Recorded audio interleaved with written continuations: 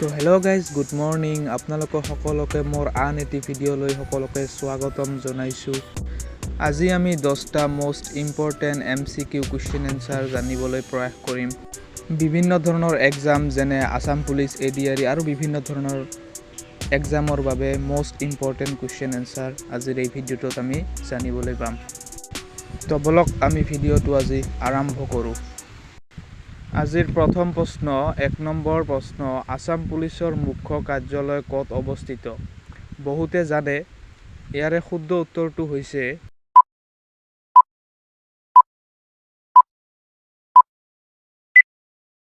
এনেধৰণৰ ভিডিঅ' পাবলৈ মোৰ চেনেলটো ছাবস্ক্ৰাইব কৰি বেল আইকনটো প্ৰেছ কৰক। তো শুদ্ধ উত্তৰটো হৈছে অপশ্যন ডি, কাহিলীপাৰা। 2 নম্বৰ প্ৰশ্ন, অসম আৰক্ষী দিৱস কেতিয়া পালন কৰা হয়? অপশ্যনসমূহৰ ভিতৰত শুদ্ধ উত্তৰটো হৈছে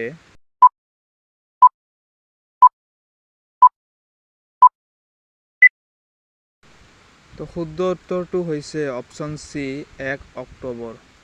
আশা ৰাখিছোঁ সকলোৱে কুৱেশ্যনৰ এনচাৰ দিব পাৰিছে। তো বন্ধুসকল, আপোনালোকে এই 3 নম্বৰ কুৱেশ্যন এনচাৰটো মোৰ কমেণ্ট বক্সত জনাব যদি জানে। 4 নম্বৰ প্ৰশ্ন, ব্ৰহ্মপুত্ৰ নদী ভাৰতত ক'ৰ পৰা সোমাইছে? Most important question. অপশ্যনসমূহৰ ভিতৰত শুদ্ধ উত্তৰটো হৈছে অপশ্যন এ, অৰুণাচল প্ৰদেশ।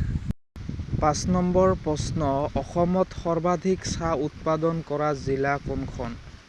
বহুতে নাজানে দেই গাইজ। অপশ্যনসমূহৰ ভিতৰত শুদ্ধ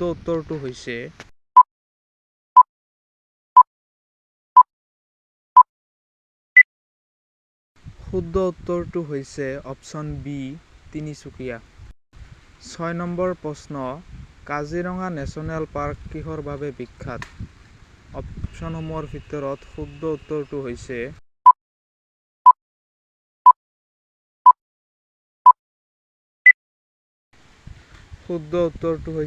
অপশ্যন বি।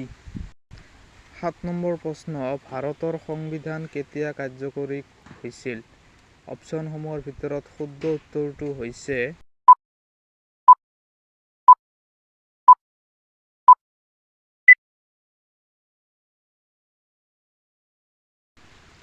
আঠ নম্বৰ প্ৰশ্ন, চুকাফা কোন ৰাজ্যৰ প্ৰতিষ্ঠাপক আছিল? অপশ্যনসমূহৰ ভিতৰত শুদ্ধ উত্তৰটো